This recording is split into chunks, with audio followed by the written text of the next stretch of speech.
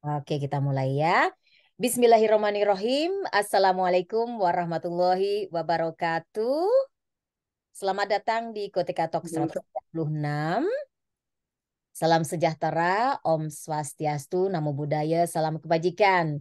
Saya Gana Stekman kali ini akan memandu acara Sekilas Sydney dan film Toya dan Roh Seninya yang ini merupakan karya dari anak bangsa dari writer, director, fotografer Andra Fembriarto yang dulu pernah juga ikutan dalam Koteka Talk di hari Sabtu beberapa tahun yang lalu. Saya mau ucapkan dulu selamat sore, terutama kepada narasumber di Andara Fembriarto dan Pak Trilokon yang ada di Sulawesi, di Gunung Lokon, ada DEK di Banjarmasin, Kalimantan. Masih ada beberapa lainnya yang biasanya telat-telat gitu, orang Indonesia biasa ya, kalau di Jerman sudah ditinggal, sudah ketinggalan kereta ya. 1 menit aja udah ditinggal. Oke, tapi nggak apa-apa. Kita tunggu sembari santai-santai karena acara ini bisa ditonton di YouTube kanal Komunitas Traveler Kompasiana. Jadi yang ketinggalan, yang nggak sempat ikut, atau mungkin ingin mengulang apa saja yang sudah diulas, bisa nanti untuk menyimaknya lagi di kanal YouTube. Baik, sebelum kita menuju apa yang akan dipaparkan oleh De Andra Fembriarto ini, seperti diketahui tadi saya sudah bilang bahwa De Andra ini adalah seorang writer atau director serta fotografer. Dan karyanya sudah pernah kita lihat di Koteka Talk yang lalu, yaitu film Cipak Cipuk. Nah, film ini ternyata pernah dibeberkan, ditayangkan di Sydney. Jadi makanya saya ingin nanti ada sekilas Sydney yang akan diceritakan oleh De Andra ini.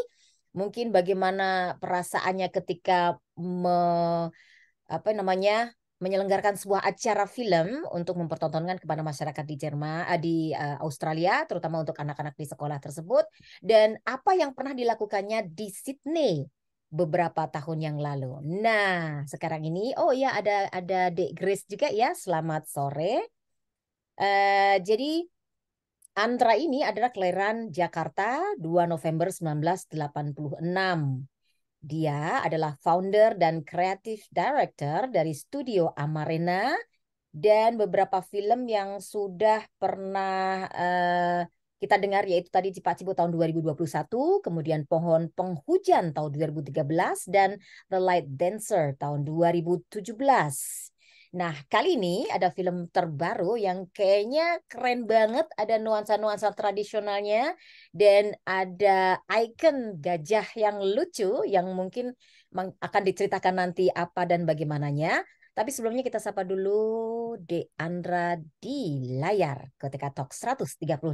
Halo, selamat sore De Andra. Gimana kabarnya ini? Ya, selamat sore teman-teman Koteka Siana dan selamat pagi ya berarti di Jerman untuk Mbak Selamat Gana. pagi ya, kalau di sana sore ya. Oke, ya silakan. Iya. Tadi saya sempat menceritakan kepada teman-teman ya bahwa De Andra ini pernah di Sydney, pernah memperlihatkan film Cipak Cipuk kalau nggak salah ya. Waktu itu di sebuah sekolah, kalau nggak salah saya lihat di Instagram. Tapi sebelumnya saya pengen juga untuk memperlihatkan salah satu film yang mungkin ada bau-bau Sydney-nya ya, yang nanti mungkin akan bisa diceritakan juga oleh De Andra ini. Apa sebenarnya di sini saya akan share sebentar, sebentar. Iya, oke. Writer's block bukanlah sesuatu yang asing lagi bagi para penulis cerpen, apalagi buat Lintang.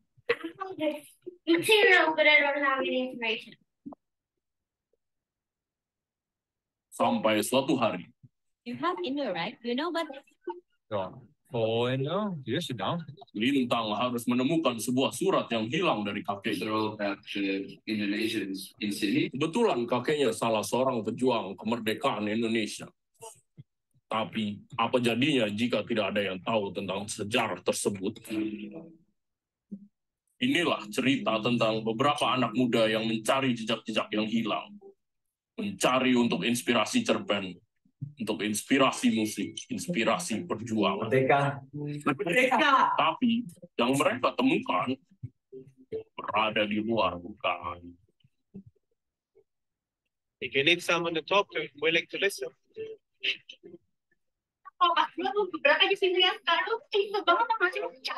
Ready to do nothing.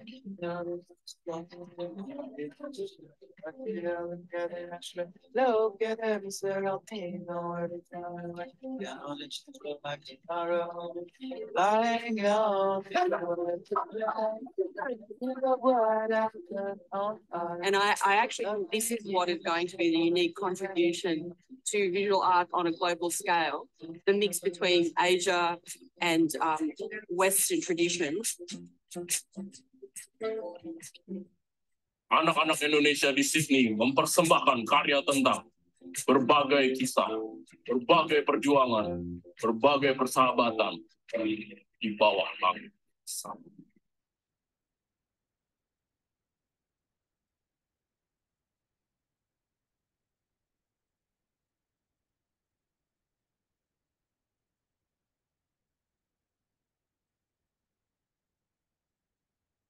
Ya, kita lihat dulu. Baik, di Andra, itu tadi film Di Bawah Langit, Under the Same Sky ya. Jadi ingat lagunya siapa ya? Lagunya sebuah grup dari luar negeri, Under the Same Sun atau gimana begitu ya? Ini Under the Same Sky. Nah, mungkin di Andra bisa menceritakan apa sih sebenarnya maksud dari film ini tahun 2009 kalau nggak salah ya. Nah, mungkin juga pengalaman di Andra ketika berada di negeri tetangga. Silakan. Oke, baik. Terima kasih Mbak Gana. Saya mau cerita tentang pengalaman saya dulu kuliah dari lulusnya tuh tahun 2007 akhir gitu. Terus selama 2008 ke 2009 saya sempat tinggal di Sydney selama setahunan gitu untuk bekerja saja setelah lulus.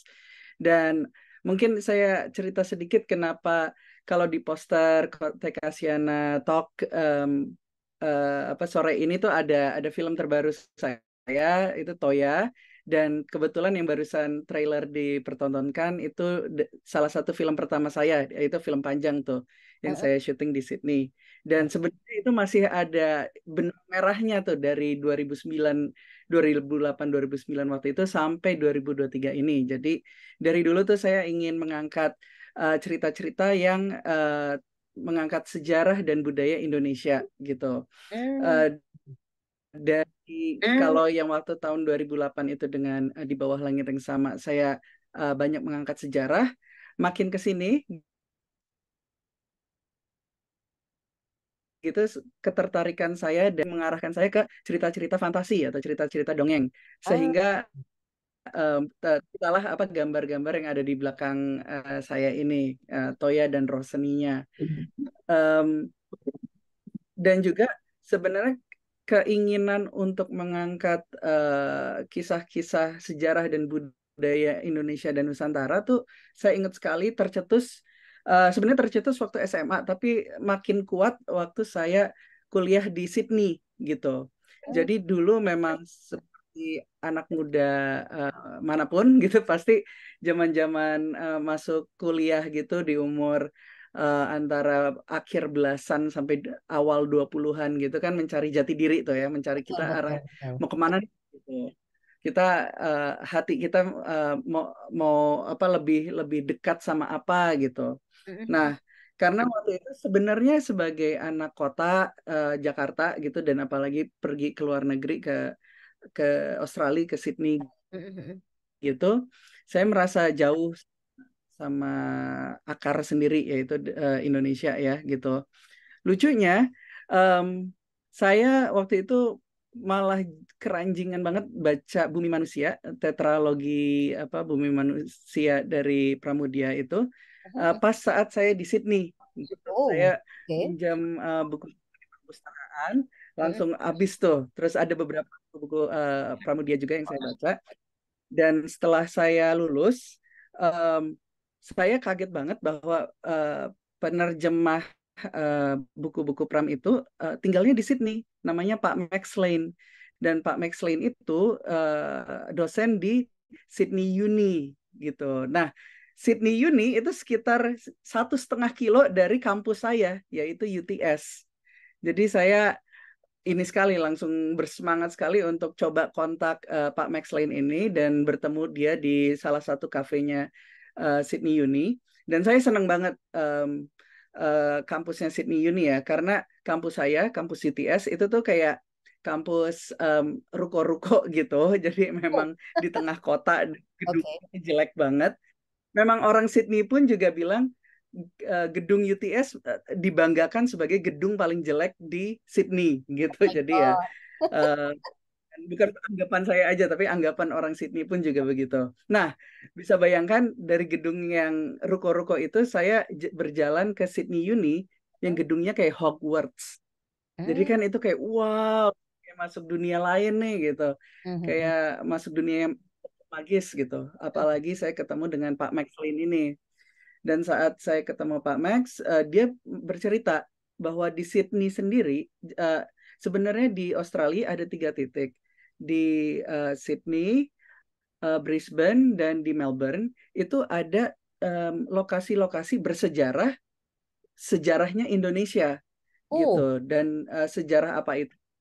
Itu sejarah waktu kan pas zaman Perang Dunia Kedua, Jepang masuk, dan mereka mengusir Belanda dari Hindia Belanda kan.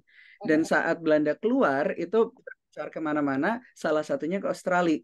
Dan banyak tahanan politik dari di Gul itu dibawa orang Belanda ke Australia. Nah lucunya orang Australia malah lebih suka bergaul dengan orang Indonesia dibanding orang Belandanya. Itu berdasarkan buku-buku yang saya baca gitu. Karena orang Indonesia kan orang kita fasih, maksudnya mudah untuk belajar banyak bahasa ya. Jadi mereka memang belajar bahasa Inggris sehingga mereka bisa berkomunikasi sama orang Australia. Sementara orang Belandanya kesulitan untuk berbahasa bahasa Inggris gitu. Dan saat itu orang Australia itu lagi, mungkin karena mereka juga merasa diri mereka terjajah, bukan terjajah ya, maksudnya mereka kayak punya sifat memberontak karena orang-orang Australia yang dari Inggris di zamannya itu kan bekas tahanan-tahanan juga gitu. Jadi mereka tuh suka sama orang-orang yang berjuang demi kemerdekaannya. Dan pada saat itu orang-orang Indonesia berjuang demi kemerdekaannya. Sehingga orang Australia membantu tahanan-tahanan politik di Gul itu untuk lepas dari Belanda dan ikut berbaur di beberapa tempat Australia ini gitu. Jadi sejarah itulah yang saya angkat di bawah langit yang sama. Keren-keren banget ya, kita jadi tahu ternyata ada sejarah Indonesia di Australia, di Sydney ini. Dan satu pertanyaan sebelum kita menuju film Toya ini, selama di Sydney itu kan dari tahun 2007 ya sampai dengan 2000, bukan, sebelum tahun 2007, dari 2007 itu lulus, kemudian sampai dengan 2009. Selama bertahun-tahun di Sydney, apa yang sebenarnya bisa kita ambil manfaatnya dari Sydney? Mungkin perbedaan-perbedaan yang kamu lihat dari Jakarta misalnya, mungkin dari kebersihannya atau dari aturannya di sana atau karakter orang-orangnya. Kalau dari kebersihan ya pasti lebih bersih dari di Sydney dibanding Jakarta gitu. Cuman kalau secara joroknya ternyata nggak jauh beda lah gitu, karena saya sering lihat orang muntah di jalan, terus kayak apa namanya di pinggir dinding mana gitu, itu juga masih ada di Sydney. Tapi harus dibanggakan bahwa makin ke sini apa namanya ke yang kayak mall atau pusat perbelanjaan, saya malah ngerasa lebih nyaman di Jakarta dibanding kalau misalnya kembali ke Sydney gitu, karena ya satu dan lain hal lah gitu, toilet di sana juga mungkin kurang banyak orang yang bersih-bersih di sana kali ya. Tapi cara yang saya kangen dari kehidupan di sana adalah suasana santainya ya, kayak bisa ke taman kapan aja, duduk-duduk di taman gitu, terus gitu ya. polusinya juga nggak sebanyak di sini. Dan kalau di Sydney, khususnya Sydney itu banyak banyak ini ya, banyak kayak tempat-tempat barbecue di taman-taman itu. Jadi kita siapapun umum bisa datang, first come first serve lah. Siapapun yang datang terus menemukan tempat barbecue itu kosong, bisa mulai berbarbecue sendiri gitu. Jadi itu yang saya rindukan kalau dari Gimana Sydney. dengan karakter masyarakat Sydney sendiri dibandingkan dengan orang Jakarta? Ramah atau mungkin ada pembatasan begitu atau? Ya 11-12 lah. Orang 11 ya. Jakarta juga ramah di sana, Sydney ramah. Karena dan kalau sebagai orang Jakarta ke Sydney mungkin nggak terlalu culture shock karena banyak orang Indonesia juga di sana Di gitu. sana, ya. Dan orang-orang Asia lainnya gitu. Jadi dipastikan tiap hari kalau kita nyebrang jalan di perempatan pasti kita dengar dengar bahasa Indonesia Bahasa Indonesia ya. atau bahasa Oke. Ya, gitu. baik. Kita segera menuju ke film Toya. Mungkin bisa menceritakan mengapa kamu, tadi memang sudah ada benang merahnya ya bahwa sejak film pertama yang kemudian ke sini mungkin lebih ke tradisional, lebih ke budaya dari Indonesia dikait-kaitkan dengan budaya Indonesia. Mungkin kamu bisa menceritakan pengalaman kamu membuat film ini dan bagaimana tanggapan masyarakat terhadap film kamu ini dan bagaimana persiapannya, ribet nggak sih dengan film-film yang mungkin ini memang idealis banget gitu dengan nasionalisme bangsa Indonesia atau tradisi dari Indonesia. Oke, kalau kenapa saya membuat film-film fantasi atau dongeng yang bercita rasa Nusantara itu karena kembali ke apa yang saya mulai waktu di Sydney itu, saya ingin menggali jati diri saya sebagai orang Indonesia gitu. Saya ingin ngerti apa itu yang membuat saya seorang Indonesia. Dan waktu pulang dari Australia, saya sangat beruntung dapat kesempatan bekerja sebagai membuat video travel. Jadi saya sempat ke beberapa tempat di Indonesia dan melihat sendiri kayak berbagai macam gaya hidup dan budaya yang ada di Nusantara ini gitu.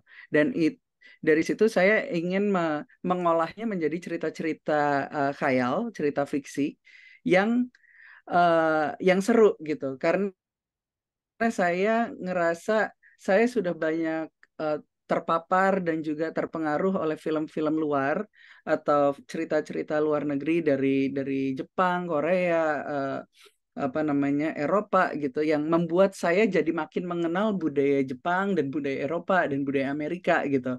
Sementara saya dari itu saya ngerasa supaya orang-orang jadi makin tertarik untuk mengulik budaya Indonesia, berarti saya perlu membuat cerita yang keren juga, yang seru juga, tapi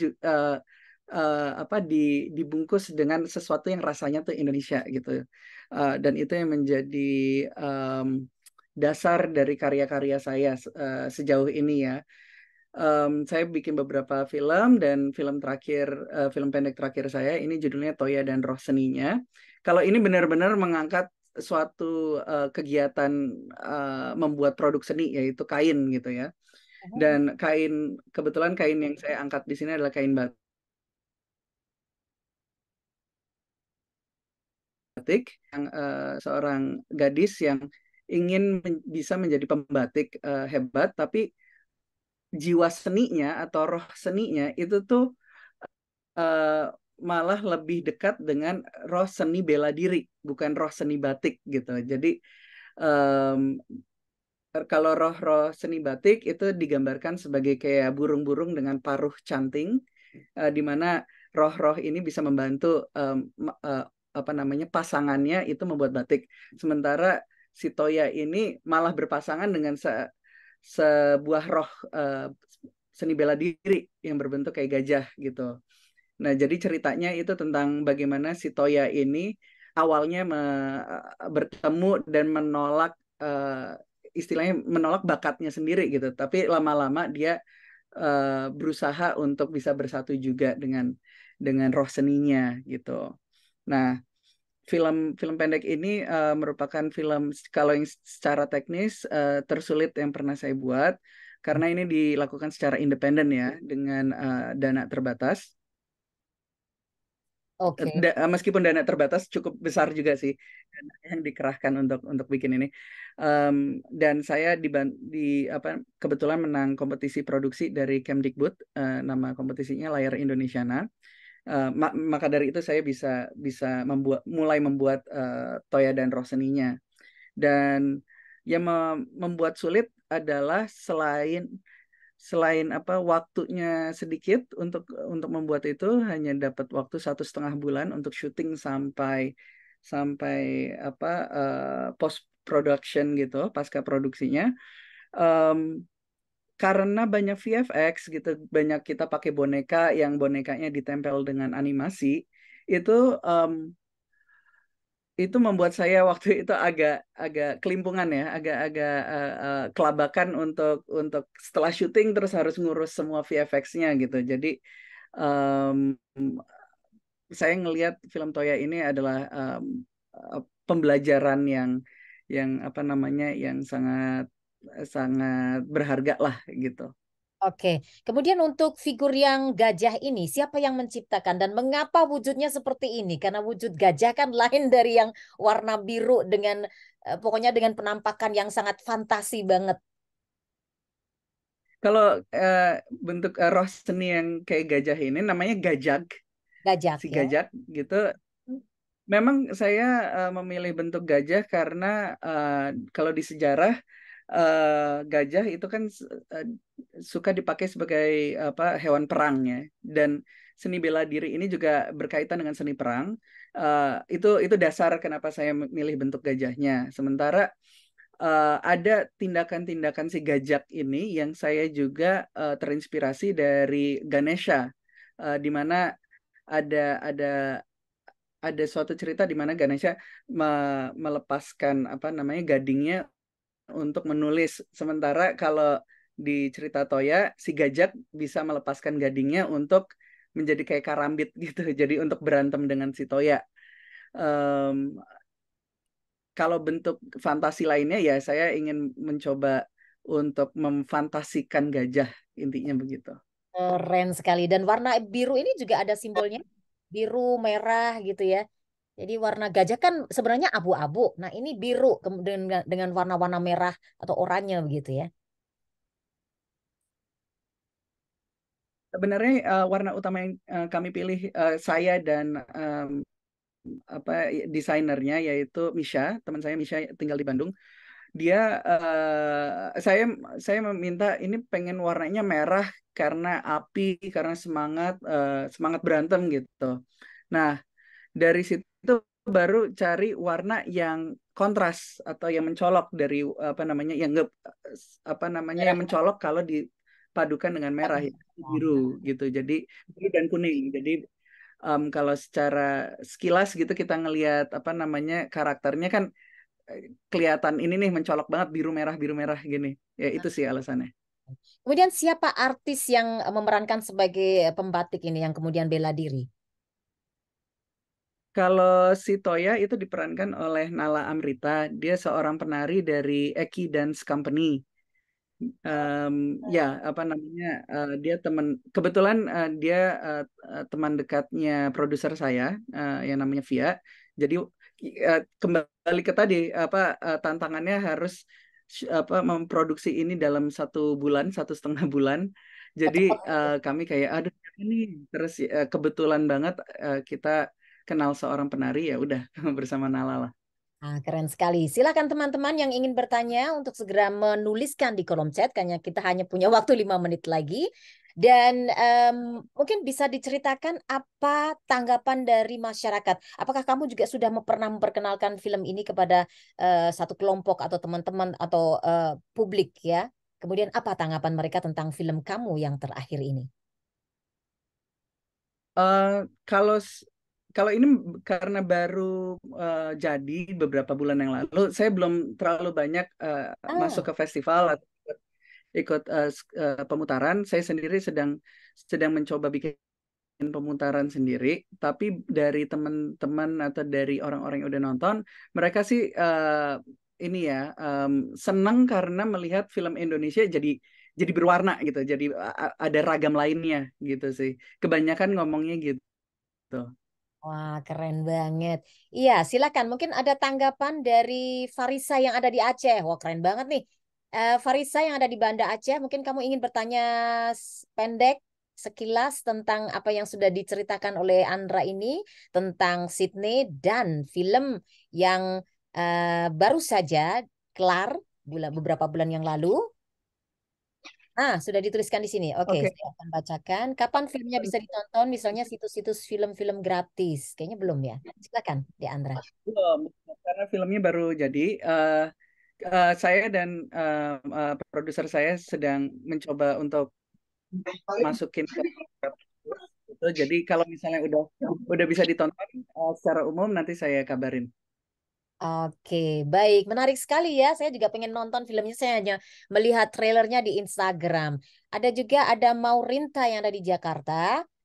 Saya juga ingin membuat film dari novel saya. Mungkin dia ingin ada tips juga bagaimana caranya supaya mendapatkan sutradara atau bagaimana caranya supaya novelnya ini bisa diterima oleh sutradara. Kamu sebagai sutradara, apa yang membuat kamu tertarik untuk mengangkat sebuah novel untuk dijadikan sebuah film? Mungkin seperti itu pertanyaan. Silakan. Jawaban bisa panjang ini. Tapi kalau misalnya tertarik untuk bikin film dari novel dan mau nanya-nanya pengalaman saya saat membuat ini, mungkin bisa DM saya aja di IG gitu.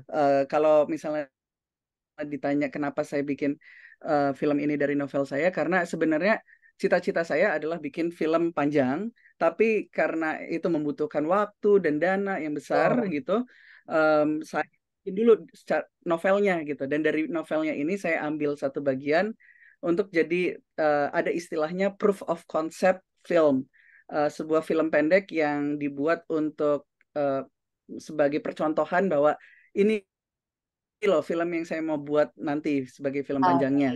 Dan Baik. itulah yang Toya ini adalah gitu. Oke, baik, ini pertanyaan dari Pak Trilokon yang ada di Sulawesi. Berapa sebenarnya biaya pembuatan film Toya? Mungkin secara kira-kira saja. Sekitar 200 juta. Dan waktu saya masuk kompetisi yang dari Kemdikbud itu, saya mendapatkan 80 juta. Sisanya itu dari tabungan saya sendiri dan juga sempat crowdfunding. Waduh, semoga saja suatu hari nanti akan ada sponsor yang lebih besar yang akan mendukung produksi dari film The Andra ini. Baik, terima kasih sekali untuk kesempatan, waktu, dan insight yang sudah dibagikan hari ini. Sekilas Sydney dan apa yang sudah dibuat sebuah karya film Toya dan roh seninya yang kita akan segera melihat di film di bioskop atau di tempat-tempat pemutaran yang akan diselenggarakan oleh The Andra ini. Tadi sudah diceritakan juga bahwa ternyata ini merupakan film terakhir ini adalah sudah dimulai sebenarnya akarnya dari ketika pembuatan film pertama di Australia, film Under the Same Sky, dan film-film yang sekarang ini mungkin lebih ke fantasi dan lebih meng-Indonesia ya. Jadi karena orang Indonesia itu biasanya kalau luar negeri biasanya mereka akan merasa rindu dengan Indonesia dan ingin memajukan atau mempromosikan dari tradisi atau dari apa yang ada di Indonesia, kekayaan alam dan budayanya. Baik, dan terima kasih sekali semua yang sudah hadir. Semoga obrolan singkat hari ini akan membawa obrolan-obrolan berikutnya yang lebih panjang, dan kita ucapkan selamat dan sukses untuk film yang sudah diselesaikan oleh The Andra ini. Saya Gena Stigman, wassalamualaikum warahmatullahi wabarakatuh. Have a nice weekend. Bye. Terima kasih untuk hari ini. Selamat meninggalkan ruangan.